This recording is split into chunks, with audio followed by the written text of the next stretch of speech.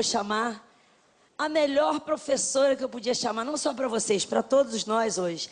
Uma professora de ética, não só de ecologia, ética, cidadania. Eu vou chamar a minha mestra, Marina Silva! Minha querida. Que bom reencontrar. Pois é, a gente se encontra em lugares tão variados, né? Vamos, senta aqui, querida. A gente está junto nos propósitos, né, Regina? E fico muito feliz como você cada dia está mais forte e as suas ideias cada vez estão ecoando e repercutindo mais. Obrigada.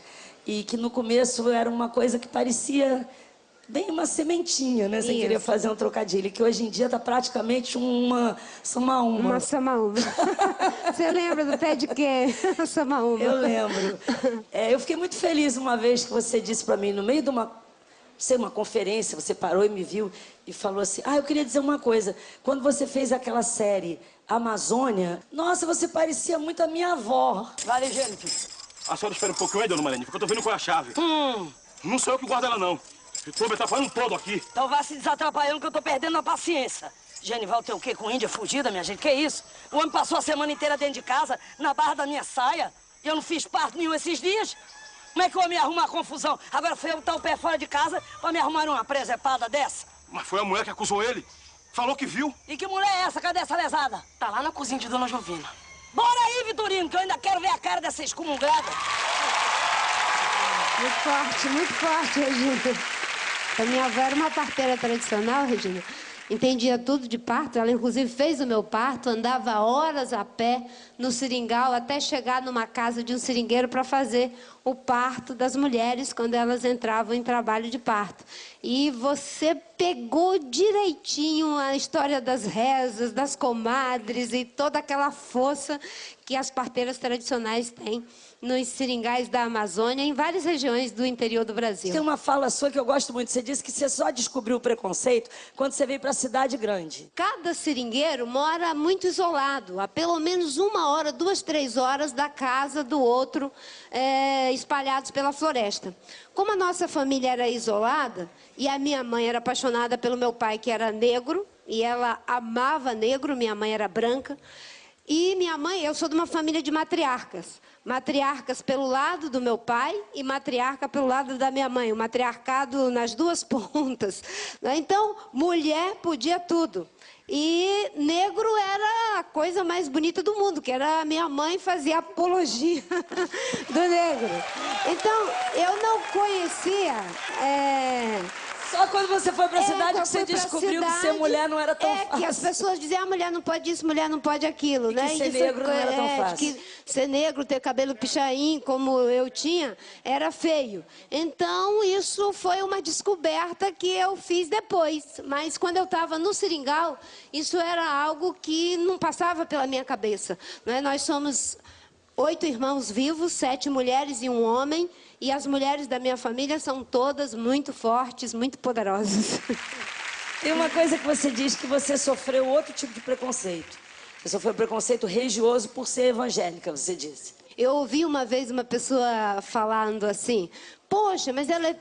Eu achava que ela era tão inteligente, mas é da Assembleia de Deus. Ou seja, se é da Assembleia de Deus, não pode ser inteligente. Isso é uma forma de preconceito, né? É a mesma coisa que se você, por ter fé, achar que uma pessoa que não tem fé vai ter algum defeito, não é, em relação a você. Você fazer uma comparação.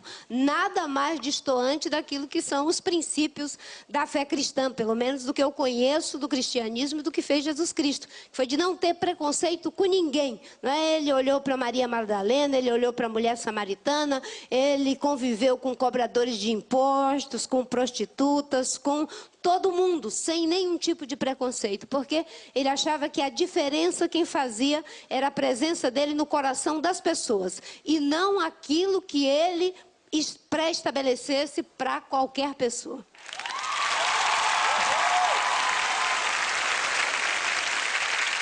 O Lula diz, quero que todo brasileiro tenha sua casa própria, seu carro na garagem. Todo mundo querendo consumir, ter as coisas. Se fala agora dessa nova classe C. Todo mundo agora já tem a sua TV assim, isso e aquilo.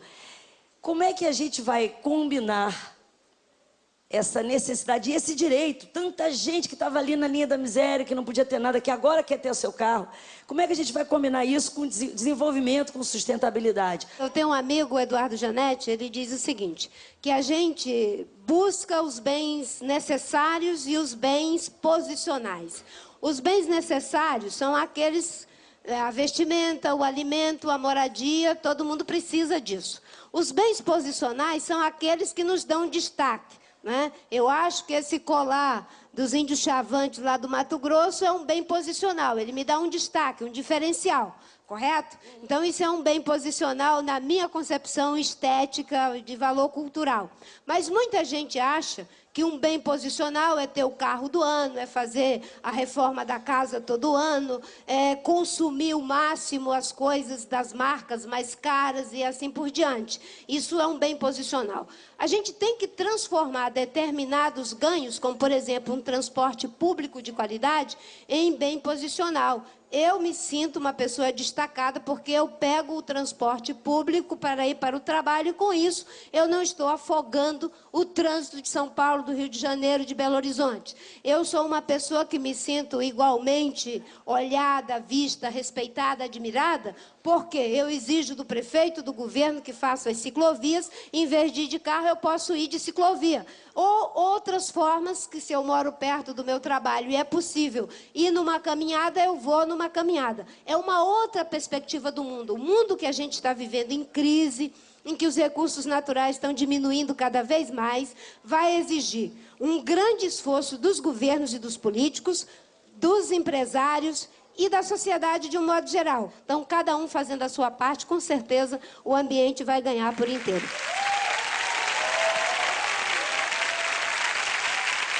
Marina, tem um texto que é uma entrevista de um cara que eu admiro muito, que é o Eduardo Viveiro de Castro, que é um antropólogo. E ele escreveu uma coisa numa entrevista que eu queria ler um trechinho aqui.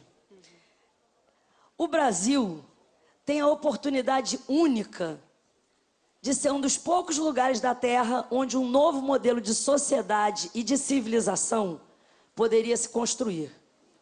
Nós somos um dos poucos países do mundo que tem recursos suficientes para inventar uma outra ideia e uma outra prática de desenvolvimento. Você acredita nisso? Acredito profundamente.